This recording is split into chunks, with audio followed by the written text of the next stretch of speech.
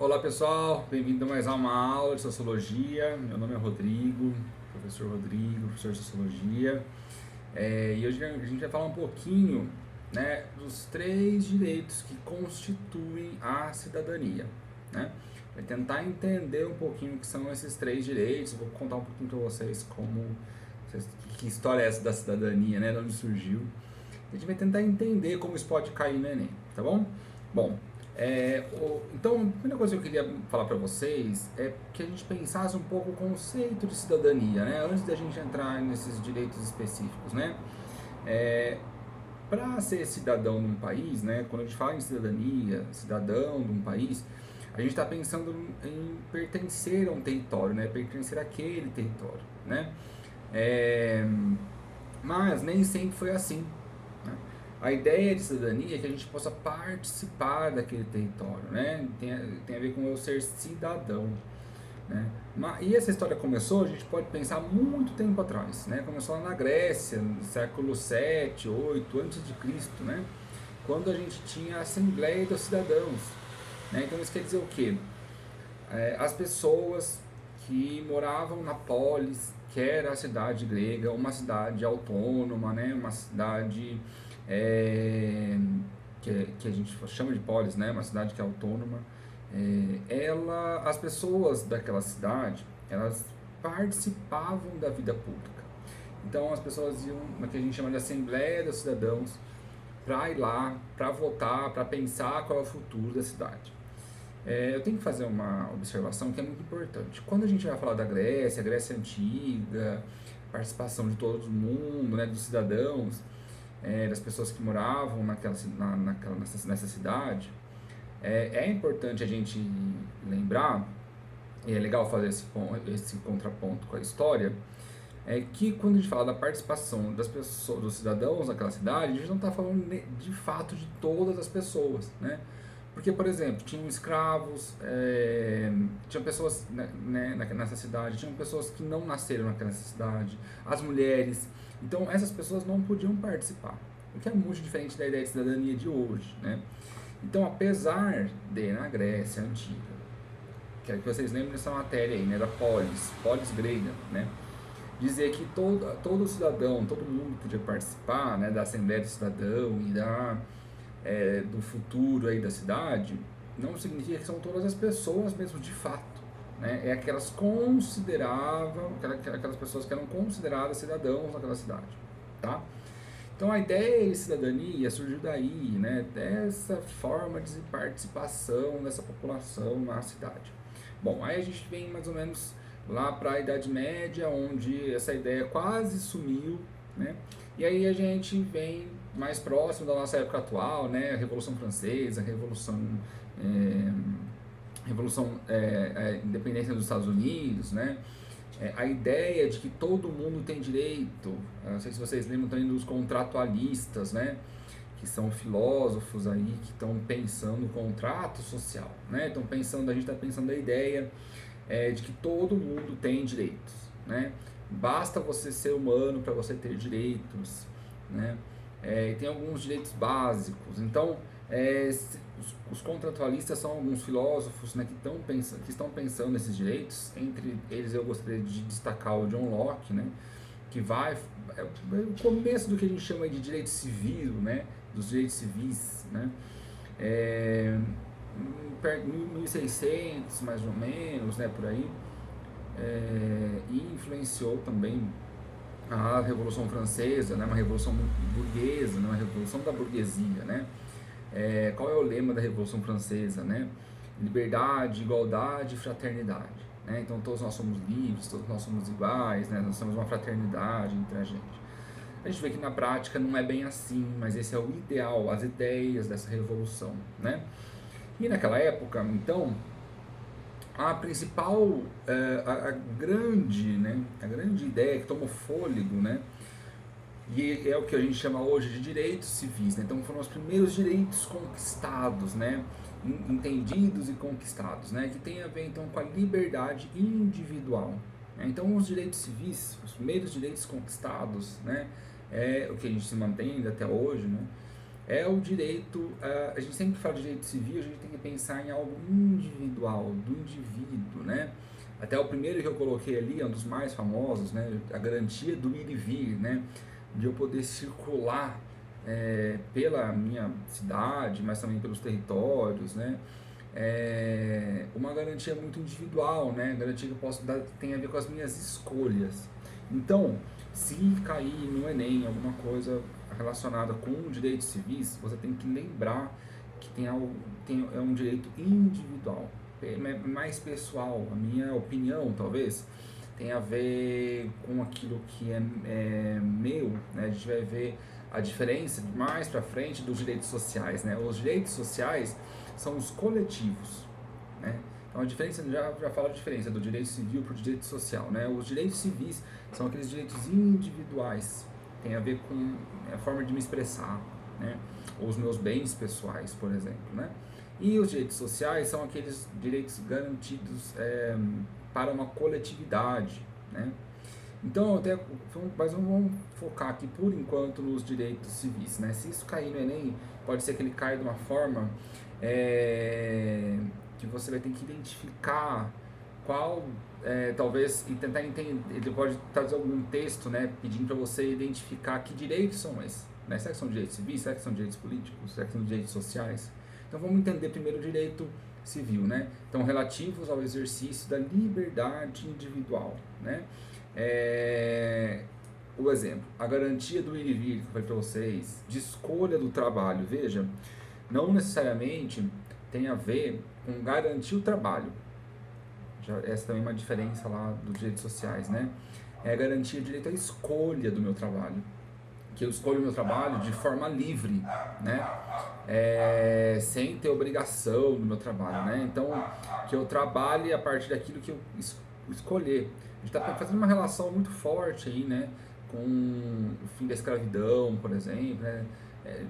Não está bem próximo, mas tem uma relação aí, né? Já está se formando uma ideia, né? A sociedade burguesa não é interessante para ela, né? Para a sociedade que fez a Revolução Francesa, né? Que tenha mão de obra escrava, mas sim que tenha mão de obra assalariada, né? Que vai pagar um salário, né? Então a ideia vem daí, né? De a gente conseguir ter liberdade de escolher o trabalho. E essa é uma ideia que vem até hoje, né? A gente não é obrigado, a gente não pode ser obrigado por alguém a escolher um determinado tipo de trabalho. Eu posso ser livre para falar, olha, esse trabalho eu não quero. É claro que a gente sabe, né, que as condições materiais, né? A gente sabe que às vezes uma situação de muita pobreza, né, muita precariedade, e nem tanta também, né? Às vezes no nosso cotidiano, às vezes é o trabalho que tem, a gente tem que escolher aquele trabalho, né? Mas essa ideia é que alguém não vai me obrigar, né? Que alguém não me amarre naquele trabalho, é meio que por aí. Então, e outro direito civil aí, de pensar e organizar-se livremente, né? Então, como eu falei, né, liberdade de escolha, né, liberdade de expressão, por exemplo, né, de eu pensar e organizar livremente, de eu pensar livremente. Já discuti um pouquinho aqui com vocês sobre isso, né? Qual é o limite da liberdade de expressão, né? Eu posso pensar, qual é o limite, né, de pensar livremente, né? O limite é o outro, né? O limite é a liberdade do outro, a igualdade do outro, né? Desde que eu não vá, eu posso pensar livremente, mas desde que esse pensamento meu, ele não vai dizer como o outro, que eu não posso excluir o outro, na verdade, né? Então eu posso pensar livremente, mas esse pensamento não pode excluir a outra pessoa ou um outro grupo social, né? Então é mais ou menos por aí. Esse é um tema que às vezes cai muito no vestibular, qual é esse limite, né? Do que é livre e o que não é. A gente já pode fazer uma ponte aí também com a filosofia, né?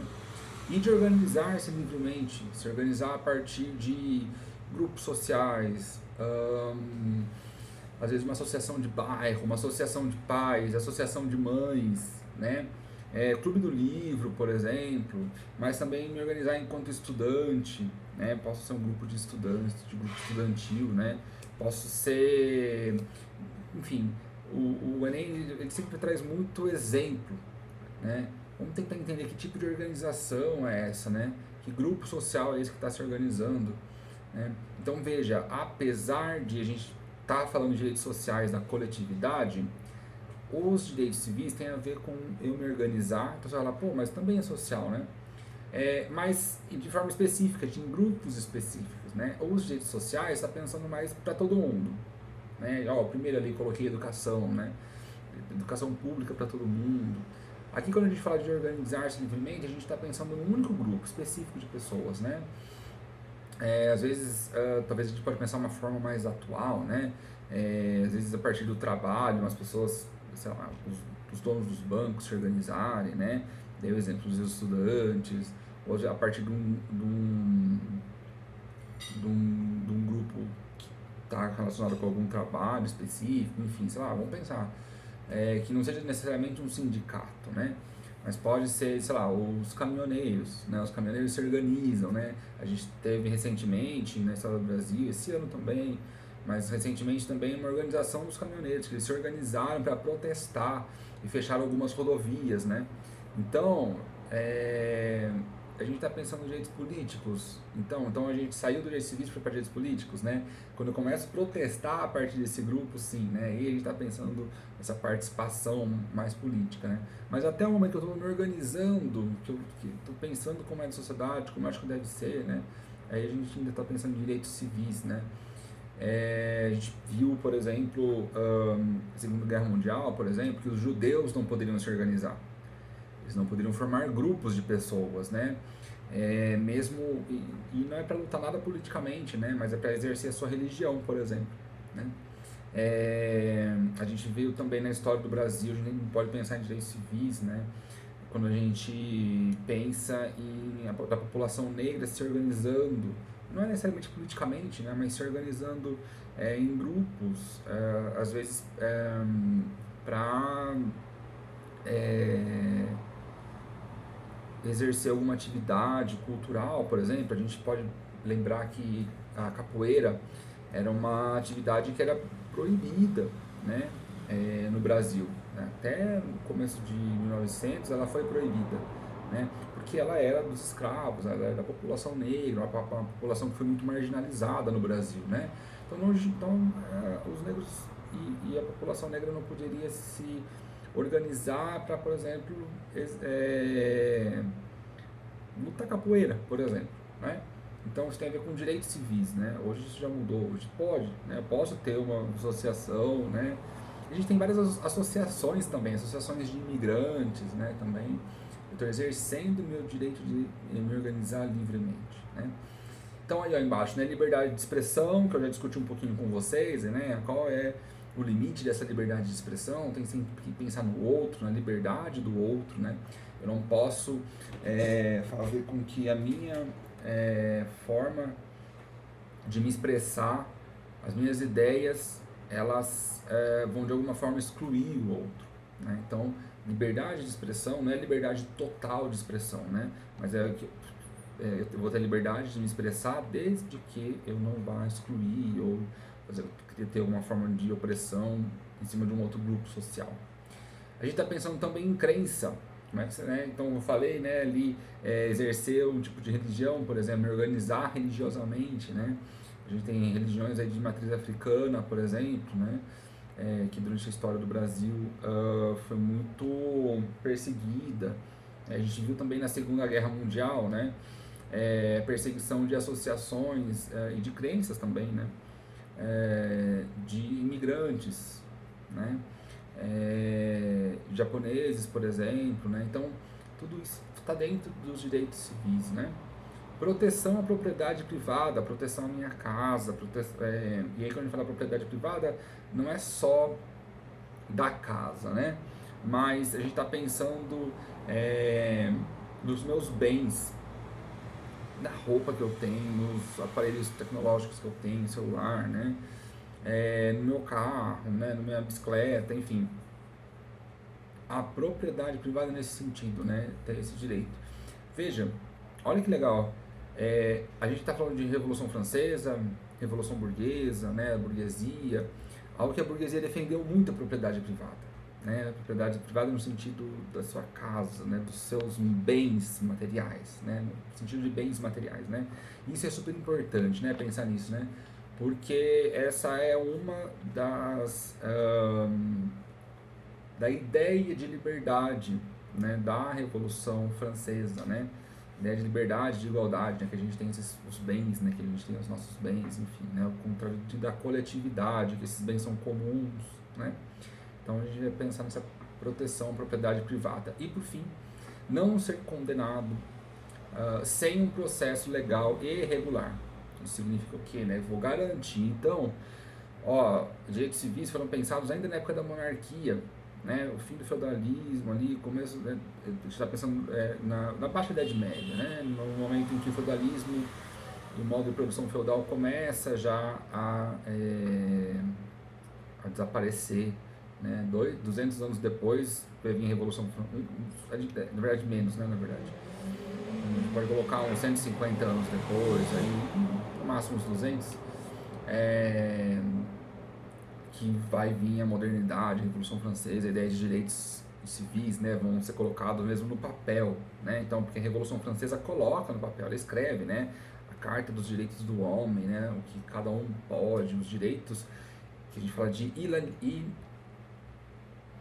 inalienáveis, isso, que são os direitos que a gente não pode perder, por exemplo, direito à vida, né, direito aí, mas esses primeiros direitos têm a ver com essa ideia de propriedade privada, liberdade de expressão, né, de eu me expressar, mas também de não ser condenado sem um processo legal e regular, né. Antes quem condenava era o rei condenava a partir do que ele pensava, do que ele queria, do que ele achava que era certo. E aí nesse momento começa a surgir a ideia de um júri popular, né, os juízes, né, começa a surgir essa ideia, né, que na verdade a lei não pode estar na mão de uma única pessoa, do que ela acha, né. Então eu não posso ser condenado por algo que uma única pessoa acha, como um rei, né, mas sim a partir de todo um processo jurídico, né. Então, e tudo isso tem a ver com direitos civis, tá? Surgimento dos direitos civis. Aí então a gente está pensando século XVIII, mais século XIX, né, até mais ou menos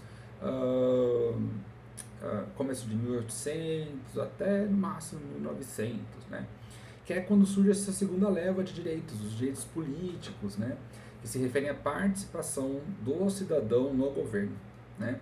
Então aí sim, é o momento da consolidação dos Estados-nação, né, dos países, o surgimento de fato dos países, da consolidação das fronteiras dos países, né. A gente sai um pouco dessa ideia de monarquia, vai vindo mais para a ideia de república, de democracia, da participação das pessoas no governo, né. Então, e aí não só de votar e ser votado, né, mas de outros grupos sociais, né. Então, o primeiro que eu estou colocando para vocês aí é a participação em movimentos sociais, a garantia de se participar de movimentos sociais, né. A gente pode pensar que a burguesia no começo, né, foi um grande movimento aí, mas a gente está pensando mais em movimentos sociais como, por exemplo, o movimento operário, né, que está lutando muito, né, contra o fim da vida, da forma, né, de trabalho precária, por exemplo, né. A gente pode até pensar no começo da Revolução Industrial, mais ou menos 1750, mas aqui a gente já está pensando 1800 e pouco, 1900, né, o surgimento dos movimentos sociais, principalmente o movimento dos trabalhadores, dos operários, né. Mas hoje a gente pode atualizar essa participação no movimento social, né, a partir da década de 60, 70, a gente vê um boom aí, né, de vários tipos de movimentos sociais, né, movimento social ambientalista, o ressurgimento do movimento negro, o movimento feminista, né, década de 80, a gente já está pensando movimento ambientalista, né, já falei, movimento LGBT, GLBT, né, mais recentemente no Brasil, se a gente for pensar, né, tomou um fôlego na época de 2000, movimento LGBT, então participar desses movimentos, né, e fazer com que as pessoas tenham voz, né, então vou participar do movimento social para que a gente tenha voz, né. Pensar no sufrágio universal, o que quer dizer sufrágio universal? Né? Votar e ser votado, né? Para que todo mundo vote, universal no sentido de voto, de todo mundo, né? Todas as pessoas, né?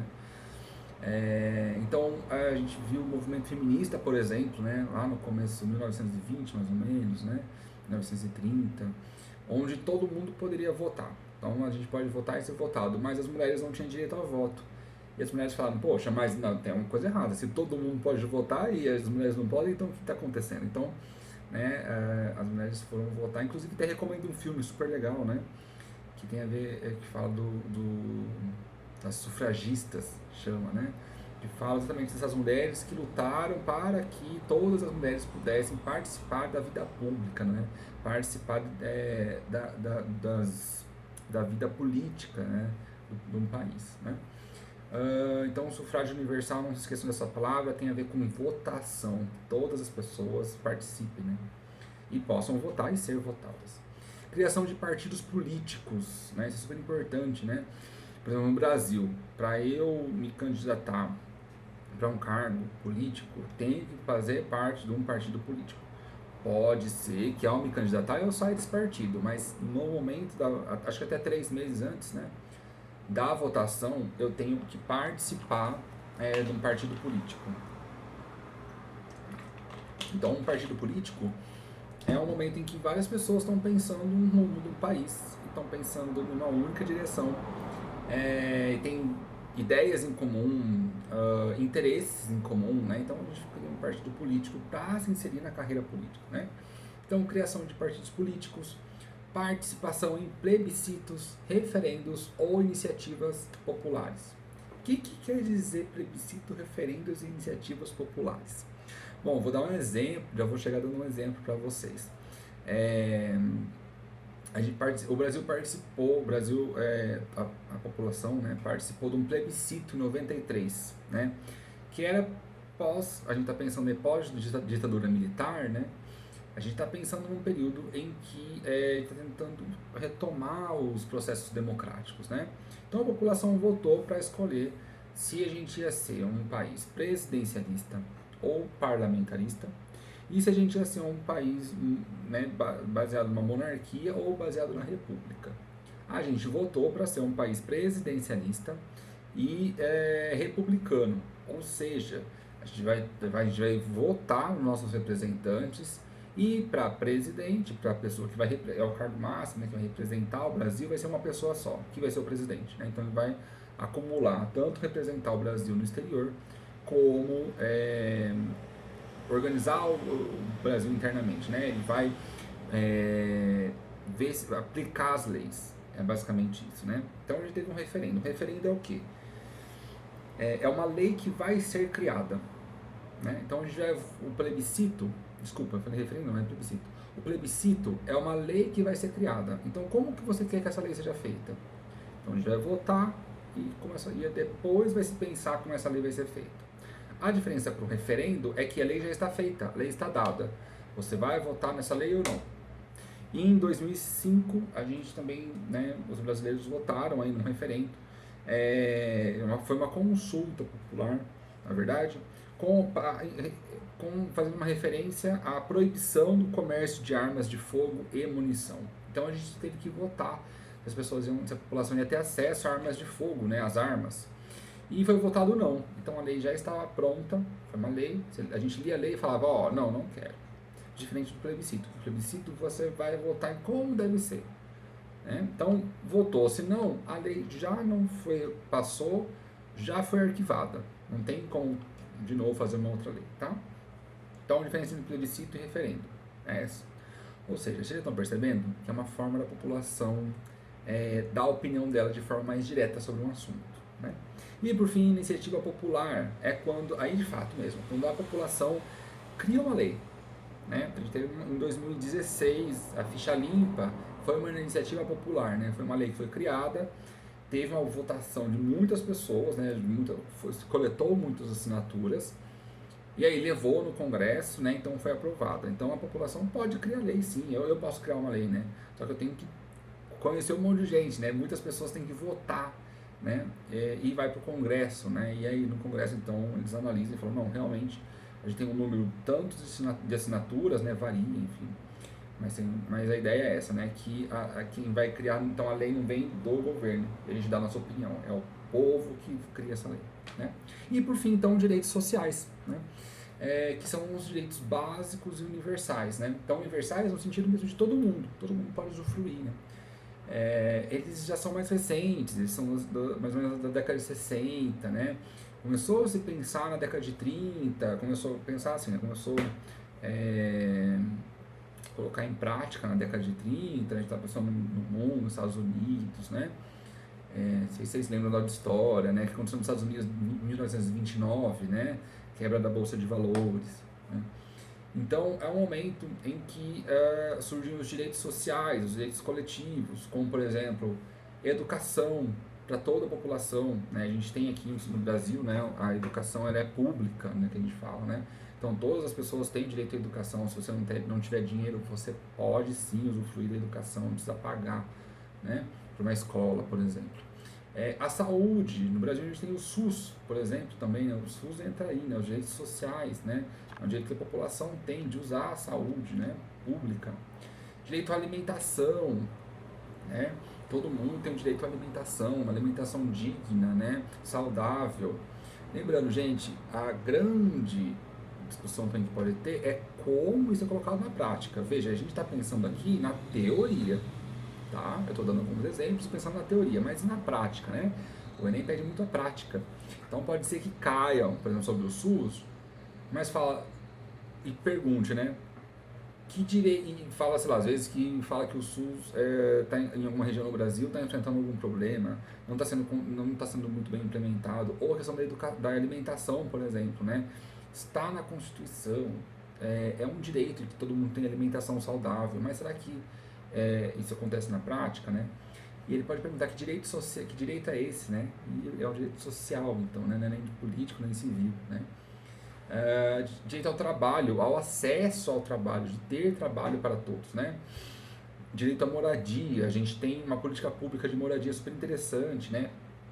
Que é Minha Casa Minha Vida, que agora chama-se Casa Verde Amarela, né? Então, direito, acesso à moradia, ao lazer, né? Para poder frequentar, a gente tem a lei da meia entrada também, né? Uma política pública aí, onde os estudantes, pessoas carentes, deficientes, idosos pagam meia em alguns eventos, né? Ter segurança, né? Pensando na polícia, previdência social quando eu ficar mais velho, né? Ter uma garantia, e proteção à maternidade e à infância, são alguns exemplos aí de direitos sociais, tá? Então, gente, fiquem espertos. No Enem, pode ser que ele não pergunte diretamente, a educação é um direito social, político e civil, mas ele vai dar um texto para vocês, ele pode jogar esses direitos sociais numa resposta, em algum lugar, tá? Então fiquem espertos, né? Trouxe essa discussão para a gente começar a pensar onde a gente se localiza os nossos direitos, né? E lembrando que a união desses três direitos, né, os direitos civis, os direitos políticos e os direitos sociais, veja, eles foram conseguidos em épocas diferentes. Direitos sociais, a gente está pensando no século passado, né, década de 60, né, 1960, então a partir de 1900 a gente pode pensar. Os direitos políticos a partir de 1800, final, né, metade de 1800, né? E os direitos civis a gente também está pensando em 1700 e pouco, né, quando vai surgindo isso, né? Não tem uma data precisa, cada país é diferente, depende do país, né? A história do país. Então, a ideia é que pode ser que é difícil de datar, dar uma data, né? Mas a gente pode ter mais ou menos uma ideia na nossa cabeça. A gente sabe que, por exemplo, ninguém em 1600 pedia educação para toda a população, tá? Em nenhum lugar do mundo, é muito difícil, né? Mas, em contrapartida, foi uma política, foi um direito conquistado, foi uma política pública muito, ficou assim muito famosa, né? Entrou muito aí, em voga no último século, né? A partir de 1900, 1930, 60, enfim, mais ou menos por aí, tá? Espero que vocês tenham localizado esses direitos, essa ideia de cidadania, e que façam uma boa prova. É isso, obrigado e boa aula.